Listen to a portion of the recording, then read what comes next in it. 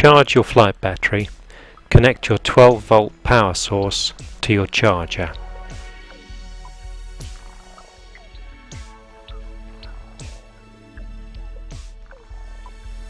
Plug your battery's white connector into the side of your charger.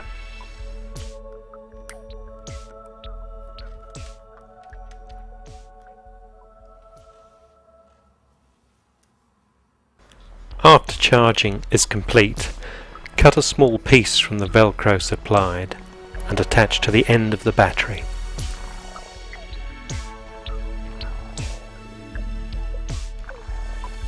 Slide the charged battery pack into the battery holder and press the battery home firmly, but do not connect the power lead yet.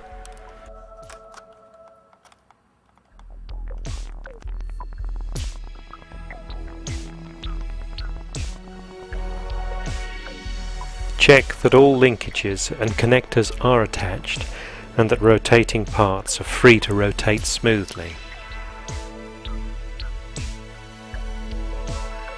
Free off any linkages that show any sign of tightness or binding.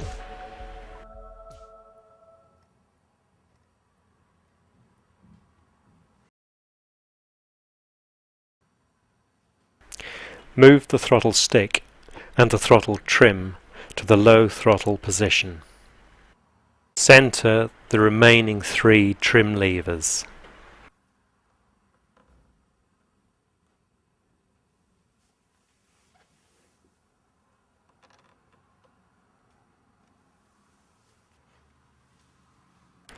Extend the transmitter aerial fully.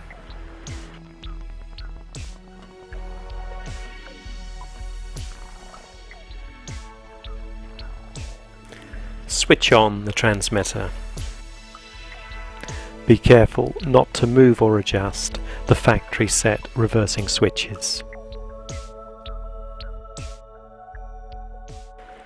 Plug the battery's connector into the matching battery lead.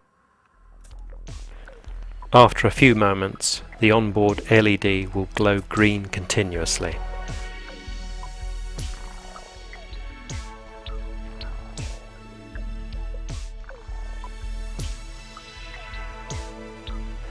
Check left and right cyclic response.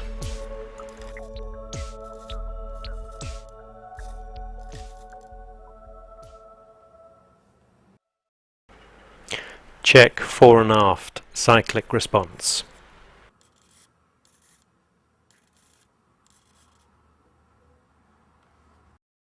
Very gently ease the throttle stick forward until the main rotors start to rotate.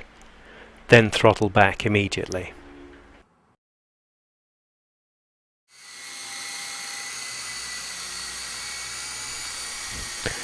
In the following section, we look at transmitter stick movements and the effects they have on the helicopter.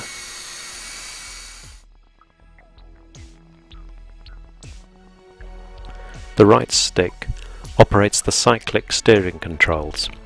They move the helicopter forwards or backwards and grab the helicopter to the left or right.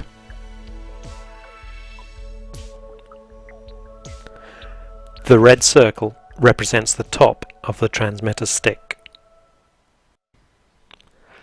In the hover, the cyclic controls are used to gently nudge the helicopter in a new direction. We've overdone the stick movements a bit, just to make the effects clearer.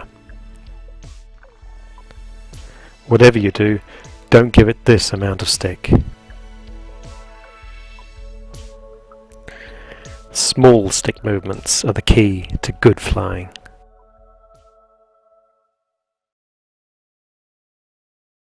The left stick operates the throttle and yaw controls. By pushing the throttle stick forward, rotor speed is increased and the helicopter climbs.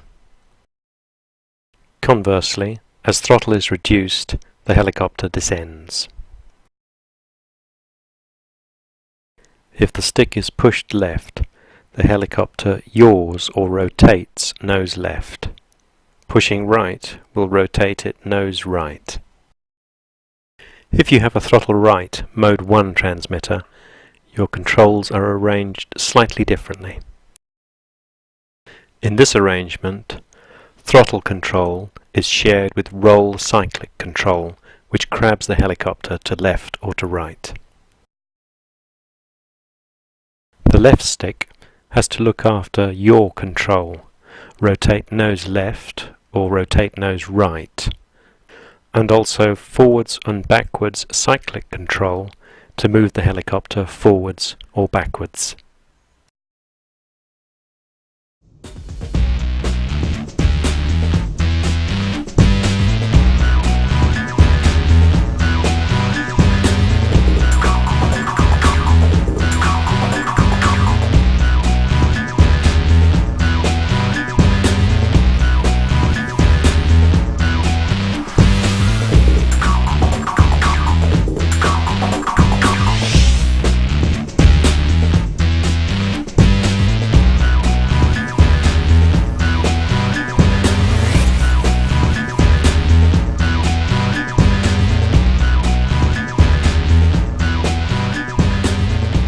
The flying area should be located indoors in a large room, hall or office.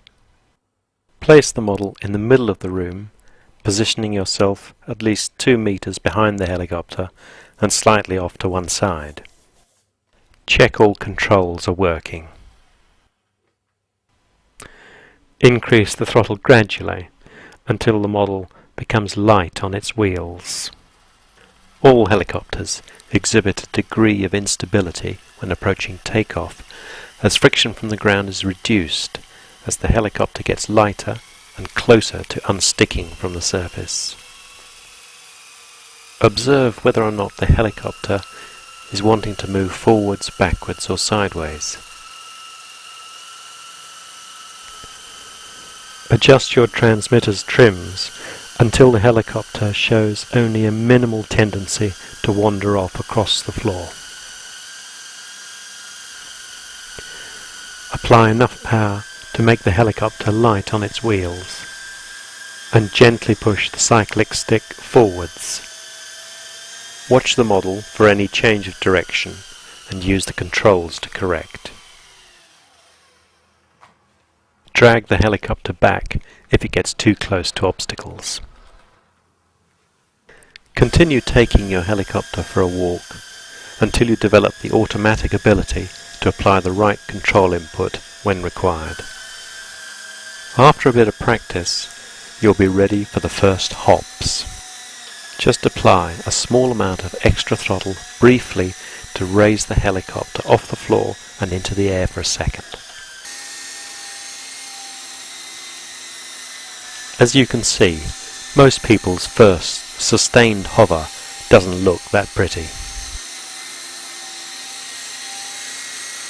As your coordination and anticipation improves, you'll soon gain confidence with the hover, which becomes easier after a smooth positive lift-off to around chest height.